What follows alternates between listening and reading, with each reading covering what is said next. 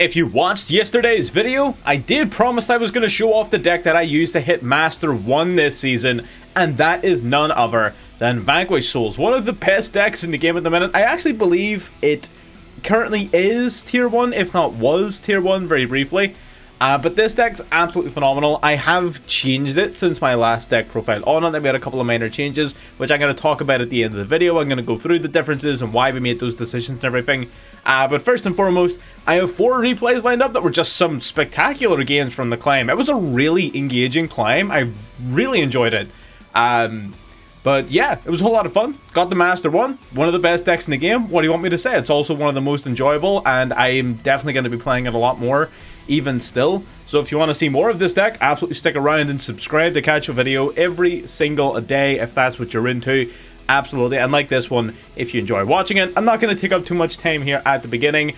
We'll go through the deck a little bit at the end, go over some of the changes we made, and I'll have a link to an actual in-depth breakdown at the end of the video as well. But for now, let's just get into the replays. Alright, I wanted to show this game off specifically because we open up with what could be deemed a very powerful card, but I ended up cutting this card from the deck, and this particular matchup is pretty much why.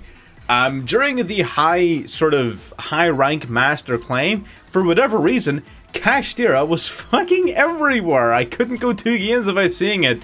So we had to sort of counter deck and counter build against Kashtira a little bit, which is why we ended up cutting Shifter. But I'm going to talk more about that towards the end, of course.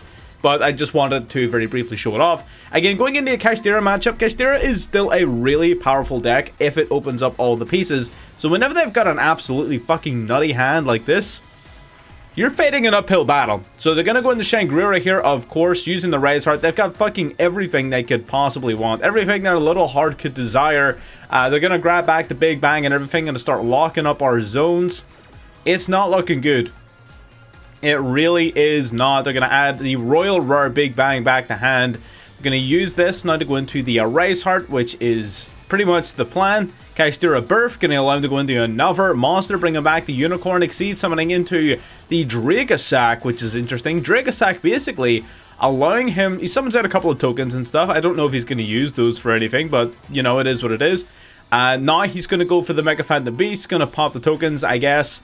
Going into the Utopic Draco Future, using that little extra level 7 extender. Now that is pretty big. That gives him not only the Floodgate, the Macrocosmos, and the Targeting Banishment, but also the Big Bang and the Draco Future. So we're going to start off with Stake Your Soul just to gauge his response. We're going to summon out Razin in the Erase Heart column. I want to just see, again, gauging responses. I want to see what his opinions are, what his thoughts are.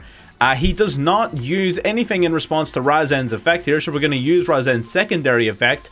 And that then is when he's going to respond with the UDF. We're then going to go for Borger, targeting the Razin to bounce it back to hand to basically prevent it from getting stolen by our opponent, which, you know, totally fine. It is what it is. They are going to go for the Erase Heart. Then we're going to use the Heavy Borger to draw a card. They're going to go for Imperm, targeting the Borger. We're going to go for Caesar Valius in response to the Imperm. I believe this is when they go for the Erase Heart, yes. And that is okay-ish, because we still get to summon out the Xiaolong, which is something, right? And we still get to, I believe, draw our card, which is, again, it's not perfect, but it is something. We top deck into a Mad Love. We are under, of course, the Kashtira Rise Heart, so it's not as if we can go into the Rock of the Vanquisher. We are able to normal summon Dr. Mad Love, grabbing the Trap card from hand. Now, this is a pretty fucking bonkers play. You're going to love this play. Because we have Dust Devil and the Snow Devil in hand, we have the out to the board. Now, we're going to start by using the Dr. Mad Love. I believe we're just going to like try reducing his stats or something. I can't remember which. We're going to reveal all 3 attributes for Snow Devil here. Then we're going to chain to Snow Devil the Dust Devil, which will allow us to change, of course, the battle position of the Mad Love, flipping his monsters face down, so now they're no longer protected from effect destruction, allowing us to wipe their board, summoning out the Razin under the extra monster zone. Going to get Searching now on summon as well, which is something. So we're no longer under that. We got rid of the UDF, which realistically was one of the biggest problems because it's immune to destruction. UDF is a fucking issue. So I'm glad to see the back of that. Gonna go for the Unicorn here, of course. Unicorn searching the deck for another Theosis. This is gonna get dicey at best. We're gonna go Borger here, bouncing Mad Love back to hand. And we're bouncing Mad Love just to try and sort of balance it out a little bit. So we've got the Fenrir coming back to the field. Unicorn as well, going to use its effect. I believe it's its banishment effect to banish a card from our extra deck. We're going to top deck into Kurakara. They're going to banish a Zeus from our extra deck. That's fine. They're going to try and banish our Borger here as well. We're going to bounce the Borger for the Caesar. We have Dark and Fire in hand. So not exactly everything that we want to be seeing, but it is definitely something. They're going to go Fenrir, grabbing the Ogre from the deck. Now they're going to go into the Shangri-La once again.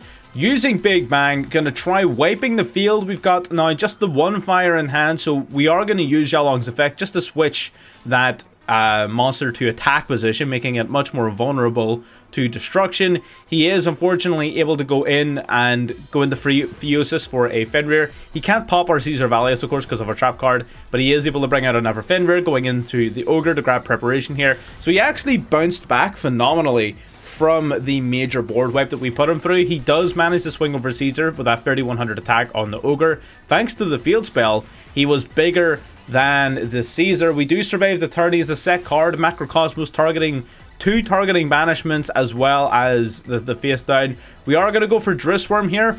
So we go for Drissworm expressly to trigger the Erase Heart, and this is where we're starting to set up our win con here. We're going to go Drissworm, banishing the Erase Heart, triggering off the Erase Heart on the field, triggering off the Fenrir on the field. That's all part of the plan. They are going to banish our Drissworm, that's totally fine. Going to grab back a banish card onto itself, activating it again, as well as the Shangri-La, not using Ogre's effect, which was slightly annoying, because what we're ultimately going to do is we're just going to wipe the field, taking out all of his monsters for a 6,000 attack point Kurakara, normal summoning Mad Love, gonna reveal a Dark and a Nerf to bounce the Ogre, 1200 to the face, and 6k for lethal damage.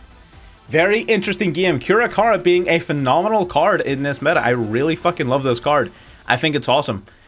But yeah, pretty interesting game. Like, again, we both opened up pretty well. He had an amazing turn 1 board. We managed to break it through some combination of luck and skill. He managed to set up a second board, and then we managed to break that too, and then win the game. So it was pretty fun overall. Great game. Let's get into game number 2. This matchup was something else. This one was hell. So we're playing against Tellarknights. And I expected this to be a pretty, like a bit of a pushover deck. That's fine. They're going to go for the Catechus. I don't really know what most of these cards do. If I'm being a buck fifty with you, I'm not going to pretend I know what's happening here. But essentially, they're just spamming level 4s, which seems to be the play with this deck. It is definitely a deck I'm interested in. I love the style of Tellarknights, and I liked playing them back in Duel Links. It is a deck that I want to play, but it's also very expensive.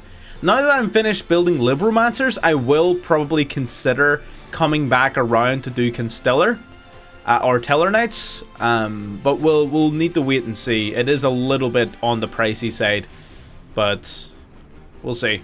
Gonna go for the Alimbertion here, detaching 2, gonna get Searching for Circular. Of course, if you're playing a deck that summons rank 4s, why would you not play Circular? Gonna send for the Nabla, gonna use Alimbertion, grabbing Nabla from Grave. Now you're gonna use the Circular to grab Super Factorial, actually playing the Factorial, I forgot about that. Nabla attributing itself for Diameter, gonna use these two to go into whatever the hell that says. Using this now to go into the M7. M7 basically being ranked up then immediately into Diamond. Very interesting turn there. I'm gonna be perfectly honest, I don't really know what this field does. I really don't. But it was a lot of fun, and it's not. It gives us problems. We're gonna go for the Pancratops here again because I don't really know what I'm looking at. I still sort of hesitate, and I'm not entirely sure what to target, what to hit. We do go for the Xiaolong pretty early into the game here, grabbing the Dust Devil because it's probably going to be very useful against an Exceed deck in my opinion. They're gonna detach 3 here. That's for a rank up effect. So I look at it like, okay, I can interrupt this rank up effect and flip the whole field face down here, which is perfect. Flipping it down, stopping his effect dead. In my head, I'm like, okay, that's it done, right? That has to be his turn done. He doesn't have any face-up Tellarknights for the counter trap or anything like that. Surely that's it, right? We're going to summon out the Burger now after wiping out the face down with Razan's effect. Pot of Prosperity, going to check the top 6 of the deck, being met with a Super Factorial. Luckily, we're simply that guy and have the Drissworm in a hand. We're going to banish the Diameter from the graveyard before it can even be summoned. We're going to chain to that as well the Pankratops to stop him from using that other face down card. I don't know what it is, but I'm going to use this opportunity to get rid of it. We're going to summon out the Drissworm, banishing the Diameter, of course. He still gets to summon out 2 Math Mix, but he's not playing another copy of Island Version, so he does not get to summon a monster from the extra deck because he has nothing to summon. We're going to grab the Magnomet from the top of the deck. Again, he is playing light monsters. Magnomet's going to be useful. We can start whittling down his resource, summoning it out to the field, getting searching, putting big bodies on board, going for some form of damage or lethal. And then I remember that his face down card actually has like 2600 defense, right? It's like 2,650 defense or some dumb shit. We are going to go Rock of the Vanquisher, grabbing back the Burger from the graveyard, and unfortunately having to end our turn, but we do get to grab a Caesar for Caesar during the end phase from the Magnomet effect. We're going to flip up their monster, going to equip onto it a material. Now our Xiaolong being bounced back to hand was of course part of our plan, because now we have the Razan. They're going to go into Constellar Pleiades. Very interesting here, of course, dodging the Razan zone. I didn't expect them to be able to chain to that, so I just, again, didn't read their card. I am not good at this game, we all know that. They're going to go for Altarian. Man, the art of these cards is just so cool. Just on summon, he pops a card for every Light or Dark Exceed you control, which is insane. Just look at the art style of these guys, it's just fucking cool as hell. Gonna summon out another monster from hand, going into this guy. Again, fucking dope art, really nice animation on this guy. Gonna target a bunch of cards, shuffling them back, and use its effect, sending materials to grab the Lyran from the deck, adding it to hand. Summoning out a monster, using Lyran's effect, special summoning it out to field. We're gonna go for the Burger now, chaining to the Burger's effect, the Razan's pop effect. Are going to go for Pleiades in response to that. We're going to now go for Caesar in response to the Pleiades. Now, unfortunately, that does mean that well, I mean, it was kind of bait, but it still isn't fantastic for us. It means that yes, we do have Caesar on the board, but we can't really like dodge very much. We are going to preemptively though use its effect. We're going to wipe out one of those level 4s to stop him from doing any more Exceed summoning, and luckily that was the correct play. He does not have an out for us anymore. He's going to go into Zeus though. Zeus is going to make our jobs a lot tougher. He will though have to give up a lot of his own resources to do it. Going into a Baguska. That's right, I forgot he summons Baguska here like a fucking idiot. So Baguska and Zeus. Yeah, Tellarknights. Good Tellarknight board. We normally summon the Razan so we can link it off into Rock of the Vanquisher. Of course, we know that Razan itself cannot use its effects this turn. So now we're going to grab the Razan back to hand off the Rock. Again, he can't use effects for as long as we can't use effects, and we're not exactly in a weak position for when it resolves. We are going to force him to give us an additional turn by using the Maxi, which again works out in our favor. We're just drawing cards, gathering resources, preparing for when the Baguska is no longer a factor. Simply going into their turn and ending their turn again. They want to get as many cards out of this Baguska as they possibly can. They do not want to forfeit their advantage, but we simply top deck into the Radian, tributing off the monster there. We're going to go into Razan now. Razan revealing a fire and a dark, forcing the Zeus's effect. We can chain to the Zeus with our Caesar. This is going to make Caesar unaffected by card effects, essentially just granting us an additional monster on board through the Zeus. That's fine. Razan's effect, of course, fizzles. We're going to summon out the Xiaolong. Xiaolong going to reveal 2 fires in hand, 2 copies of the Kurakara. We don't really want to be using the Kurakara right now. We're going to go for the Burger, though, returning Caesar, tributing off his monster for our Kurakara. Going to use the Burger, inflicting 1,500 points of damage, and then we simply swing for game. That was a hell of a fucking match, and it showed me some of the sort of skill it takes to pilot Tellarknights and some of the things that they can do. I don't think they're like super great, but damn, they put up a fucking fight. I think there's definitely going to be a way of playing that deck that's going to be somewhat rogue level, and it's something that I'm going to be doing a bit of research into. It is pricey, but I just finished Libromancers, so it's not as if I have a deck in mind that I'm building right now. We may play a little bit of Tellarknights, we'll see. Anyways, let's get into game 3. Alright, well this one's at least going to be relatively short compared to the last couple. We're playing against Branded here. Gonna go for Lebellion off the rep, grabbing Ball Drip from deck, activating Branded Lost, normal summoning the Aliber. What a fucking cracked hand, by the way. Fucking Branded Lost, Aliber, Lebellion. That shit's insane. We are going to go for the Maxi in response to Branded Fusion. He doesn't have an out, so at the very least, we're going to start drawing some cards. Tikaboo, honestly, being pretty subpar in this particular matchup, which is like the only time we drew it during the entire climb.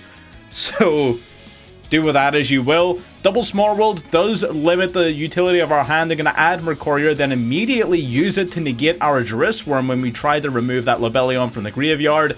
Again, I didn't fancy him doing exactly this, but it is what it is. Unfortunately, not really much we could do about it. They are going to go and set Branded Banishment directly to the field. Now, luckily, of course, we do have the Drissworm in hand, which can act as a sort of counter to Branded Banishment, so I'm not too worried about that. The Maxi did stave off most of the summoning, and Fenrir is a hell of a top deck. We're going to go Fenrir, adding Fenrir, that's fine. Small World now, we're going to be able to banish a monster from the hand, banishing Xiaolong from deck to grab Razen from the deck as well. Normal summon the Razen, get searching for our other Xiaolong. We're going to use its effect now, revealing a fire and a dark to pop the Lebellion, turning off any potential branded spells or traps, which he doesn't have, we know that, but you know what I mean. I meant Bestial, sorry. We're going to go for the Borger here, revealing a dark to draw a card, sending back the Xiaolong back to hand to summon out the Caesar out to the field. Caesar then going to reveal an Earth, a Fire, and a Dark to pop a card on the field. They're going to respond to that with this Saronir, interestingly enough. Now, Baldric as well going to be activating its effect to banish the Mercurier from the grave, and out comes Branded Banishment. I think they may have just been trying to bait my Drissworm, but I was definitely holding it for the Branded Banishment. It doesn't matter what else I could potentially have interrupted. That banishment was not resolving. I refuse. Summoning out the Baldric and the Saronir here. Well, Saronir, sorry, actually loses its target because it initially targeted the Albion. And then again, with Fenrir going to target the remaining cards, we had easy lethal on board. Very simple game, just showing off some of the power, some of the combos. Of course, Maxi do be the best card in the game sometimes. But anyways, let's get into our fourth and final replay. While we did have a pretty insane win rate throughout the duration of our climb, it wouldn't feel right if I posted a video including only wins. So we're playing now into what seems to be another Fenrir sort of Kashtira deck, except this time it's Evil Eye Kashtira, which is very interesting. They're going to go Evil Eyes and Unleash, sending some cards to grave, adding Selene to hand here. Now they're going to go for Gorgiano in the grave, they're going to banish it, they're going to drop the Basilisk from the hand to grab Retribution, pretty straightforward stuff. They're going to go Ballistrous now, summoning it out to the field, and then Catapelpus from the grave, summoning itself out as well. Catapelpus then making Selene indestructible. We're going to go for the Cicada King here. That Selene being made indestructible, very important for later. Remember that happened. Actually, never mind. It was a different match I'm thinking of. Don't remember that happened at all. It was not important. We simply kaiju to Cerziel. We're now going to go for Potter Prosperity. We're going to banish 6, try to grab any card from the top of our deck. Pick a card, any card. We probably should have given him the Earth Kaiju, but I'm stupid, so we didn't. We grab Stake Your Soul, which is a hell of a card. Stake Your Soul, revealing an Ash Blossom to summon out the Razen. Razen, get searching. Unfortunately, we do not have a, what would you call it? Vanquish Soul monster in hand to assist with the bouncing of a card, so we do get negated, and then we end up getting banished. We are now going to go for the Pancratops. We could maybe have done this earlier on. We're going to use it, take out the Fenrir. Now we're going to tribute it to destroy the Radiant as well. Now the reason we're destroying Radiant is so that we can give him our other Kaiju. We're going to go Small World, revealing Dogoran, grabbing another copy of Razen. We are going to normal summon that Razen, going in the Rock of the Vanquisher here, and then Rock of the Vanquisher adding back the Razen from the graveyard to hand, except it's getting hit with a damn Veiler. Very unfortunate right there. Not really a lot that we could have done about that, if I'm going to be perfectly honest. And I'm pretty sure we don't stick around for too much longer. They're going to go for the Evil Eye Domain. We're going to add a Razen back to hand. They're going to grab Cerziel. Cerziel gets searching for the Gorgiano, using the Catapelpus and the Ballistrous to summon themselves from the grave. That's Selene going to set itself back to the field as well. Going to pop our Rock. Selene causing them life points. Going to go into Darius here. Darius then into the Divisor King Deus Machinix, boosting up to 4,700. 47 to the face, 3k to the face, and 24 from our very own kaiju. So there you go. Again, very aggressive matchup. Evil Eye Kashtira is a really solid deck. It definitely gets underrepresented. There's a few people in the Discord, not many, but some people who sort of swear by this deck, and it's not hard to see why. I'm a big fan of it myself. I've uploaded a couple of videos on it.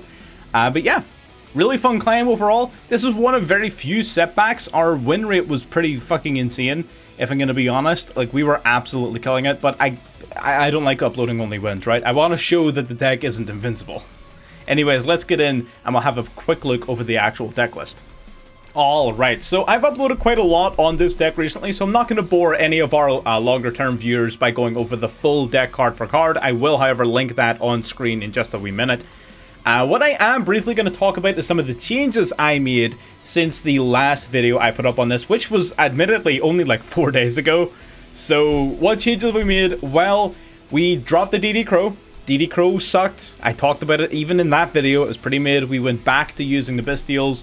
The Bestials are, I think, just much better than DD Crow. DD Crow just really low impact. Not that good of a card. We went back down to 2 copies of Dr. Madlove. I'm constantly between 2 and 3 on this card. I think 2 is fine, 3 is fine. If you only have 2 copies of it, you're not missing much by not having a third. Sometimes you miss having the extra normal summon, but it's not very often. I'm going to be honest with you. You can definitely get away with 2 copies of Madlove. I do sometimes like the third, but I wanted to include a few more tech options and going second options so that we could get a higher win rate overall. And what exactly were those options? Well, another big one that we dropped was Shifter. You saw in the first game, and you saw sort of throughout, Kashtira was pretty fucking big. There's a lot of decks that have the ability to survive through a Shifter play, and Shifter doesn't generate you any resources. It also disrupts your Rock of the Vanquisher play. So overall, given the amount of decks that can play through it, which again, let's not discount the fact that it destroys Pearly, Math Mech, Dragon Link, all of those decks fucking really can't play through Shifter. So it's not as if it won't win you games, but with the amount of decks that can play through it, it sort of begs the question of why would you do that when you could just run other cards to do the same job that's not going to hurt you as much, right? So what we did is we ended up putting our Bestials back in, which are great. Bestials are fantastic. Extra Darks, free summons, great in the Math Mech, pretty decent in the Branded. They're pretty okay in the Dragon Link as well. Solid enough against Labyrinth, I would say. Not that good against Pearly, but yeah, I mean, again, sort of pick your poison type deal. We have a lot of cards that help us completely fucking cuck Pearly, right? We're running 3 Kaijus, 2 copies of Karakura, double Small World, Prod of Prosperity. We're not worried about Pearly. Like, we can out in the war. It's not a big deal. So yeah, these guys, pretty damn solid. Again, being able to even search for an additional card during the end phase, a large part of Vanquish Soul comes down to advantage. So every card you can have in your hand definitely adds up. Every little +1 matters. So these cards are pretty fucking sick. I did put in an additional Kaiju, Radian, the Dark Kaiju. Again, just a little bit of variety, more small world flexibility, more dark targets in hand. This basically replaces the Dr. Madlove that we took out. Remember, we took out 2 Shifter, DD Crow, and a Madlove. They're all dark, so we needed to replace it with a bunch of dark monsters, at the very least a handful of them. So the Bestials help out a ton. Radian, of course, helps out as well. And those are the main differences. I actually don't know if there was any other major differences. I'm going to very quickly check. But those are definitely the biggest changes. Yeah, that's pretty much. Oh, we also put in Pank. Because I like Pank. I think Pank's a really good card. I put it in. It's fun. Again, a lot of small world flexibility. It's an Earth, which is a really solid attribute, and it's one that we are lacking on relative to the rest of the deck. So I think having an extra Earth target is definitely not going to cost you anything. It's a level 7, which gives it some flexibility through Small World alongside your Kaijus, because these 2 are also level 7, especially Radian. Radian and Pankratops, because of Small World, become a very powerful combination. So yeah, that's the idea, that's the theory. But But yeah, it was a lot of fun. Extra deck remains the same. I, again, have yet to summon anything other than Rock. I don't use any of these cards. I appreciate that there are definitely going to be some situations in which they're usable. And some people even build Vanquish Soul in a way that actively tries to incorporate these cards into your strategy. But the way I'm looking at the extra deck is very much just as a backup plan in case there is a particular deck or card or interaction or thing that happens that I really need an out to that my deck normally can't out. That's why we play Zeus, because Zeus gets rid of things we normally can't get rid of. But Guska helps us survive situations we normally wouldn't survive, and then we have some Link shenanigans here which are fairly generic. So these cards are mainly just... the focus of the extra deck is just, I want these cards to do the things that my main deck can't. They're not a core part of the strategy. They're not going to be summoned every single game. In fact, very, very seldomly will they be used, but they need to be able to do a thing that I otherwise wouldn't be able to do. That's my criteria for building the extra deck. If you have a different set of criteria, maybe you have any cards in particular you want to include, I think Array's Heart is a pretty decent add if you're, because Kashtira is unironically actually popular at higher ranks. Array's Heart's a decent add. You can put in some more rank 7s if you want to put in some Big Eye. Go nuts. There's a whole bunch of options you can do. There really is. But that's the deck anyways. You can check up above me. There's going to be a link to the last video we did on this. If you're new to the channel, of course, subscribe if you got this far. Like the video if you actually enjoyed watching. And I'll see you next time. Bye-bye.